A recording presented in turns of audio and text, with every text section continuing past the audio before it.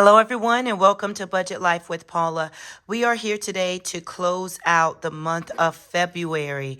I'd like to say welcome and thank you to everyone who has been supporting my channel. And to all of the new subscribers, thank you so much for finding my channel interesting and that you've decided to subscribe. If you haven't, by some chance, decided to subscribe, please hit the subscribe button. My channel is all about budgeting and what we do here as a family. We are a family of 5. Me, my sister, and my 3 kiddos live with my sister, but we are saving to purchase our first home, me and the 3 kiddos. So we are this year rounding out our saving towards a new house. So this video, we are going to be closing out the month of February. We're going to look to see what actually happened with all of my 3 incomes. So let's go ahead on in and jump right into it. I'm going to zoom in. Was trying to work with my lighting before I started videoing, so it won't look so cloudy. And update on my nails. I have not gotten them done. I am wanting to do my own nails. So I just haven't gotten a chance to actually take out time for myself to do it. But it is coming. All right. So if you can see this, income 1 budget column is a look ahead. That's when we prepared for February. And then actual income is when we are now closing it out. So income 1 basically stayed the same. We budgeted for income 2, $23.64. We were only able to work with $21.23. And then we budgeted low for the third income, $1,100. We were able to work with $1,209. So $1,209. Making a total for the month of February, $3,632. This amount total definitely is after my previous deductions. You know, I always talk about my tithe and income not being in my budget.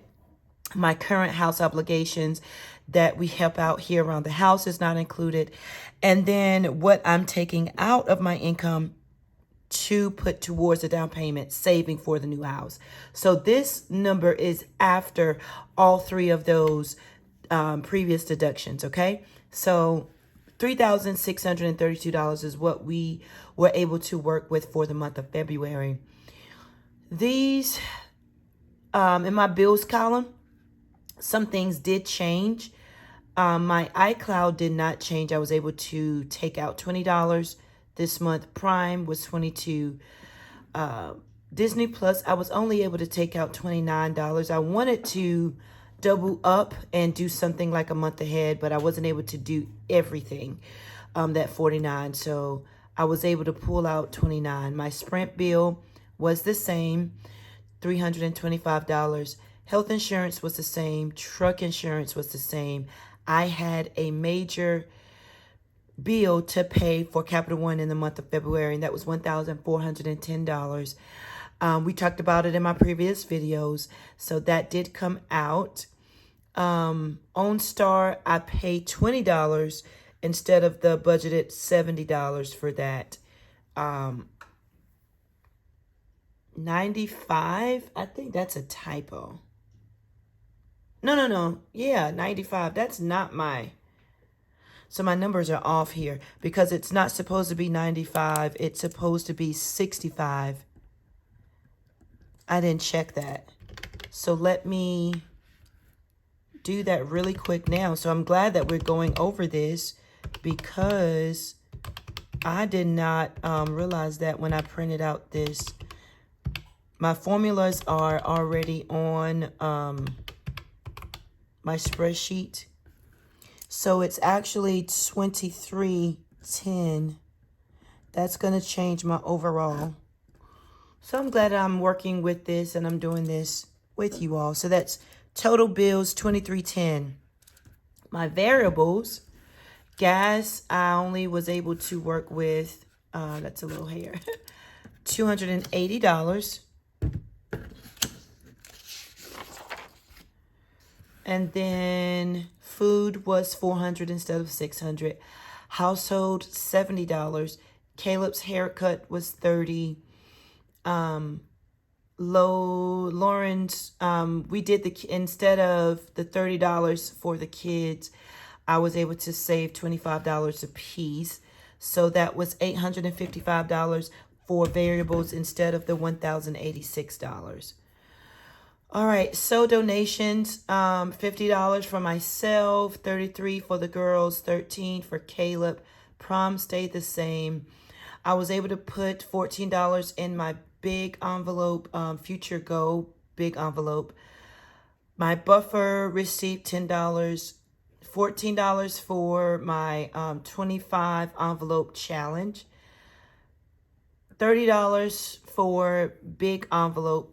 And that is the 3 big envelopes, which is Christmas, vacation, and summer camp. So that totaled up to be $264 instead of $204. My extra debt and savings category, holiday binder, received $22.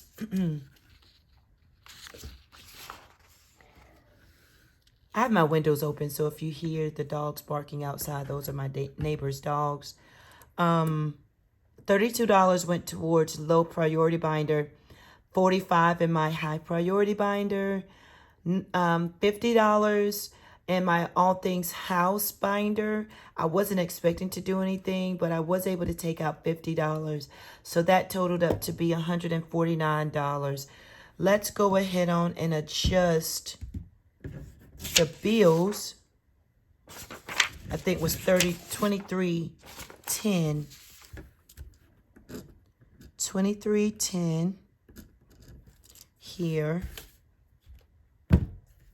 2310 plus 855, 264, 149 is actually $3,578.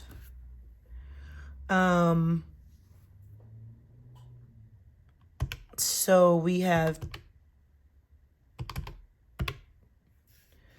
a difference of, and our calculator has a difference of $186 between the budget and the actual. What I'm going to do is now subtract the 3578 minus 3632.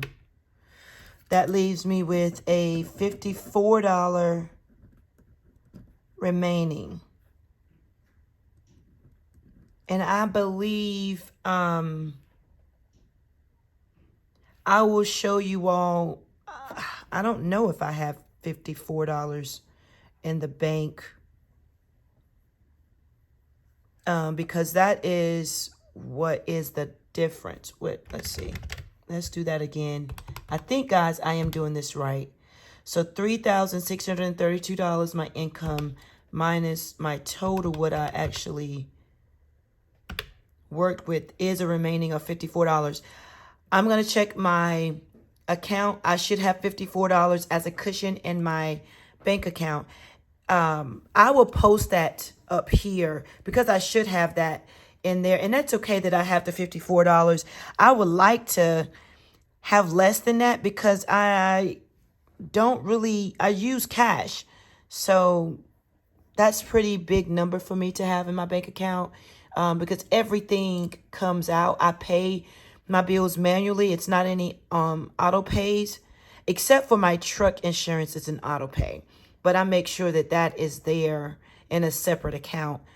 So I should have $54 in my account, and I will post that up here so you guys can see. I should have that. So that is that. I'm not upset at all. I'm actually glad that we are not in a negative in my bank account. So we have about $54 that is left. So that is fine. That's not bad at all. So I just wanted to go over what I did with my finances for February. It looks like I was able to put more money into my savings challenges and my binders this month. This 1,000 I do know was a large pay. So just think, if I didn't even have $1,000 to pay towards Capital One and just left 400, that $1,000 would have been awesome. It would have been amazing. And I'm working on that for March's budget. So that number, Capital One, will not be there for February. Looking back to see what I did in my variables, I really lowballed it for our food. That was good. My gas was very small this month. I normally try to do at least 300 to 400, but we made it work with $280. Now that Lauren's car is back up and running, so she's I'm not, having to take them back and forth to school, so that cuts back on my travel expenses back and forth.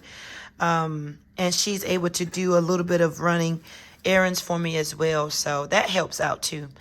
I think that's everything. March, we are not going to be doing a lot of prom deductions. My donations is going to be cut back in March. I think we will slow things down for my donations in March.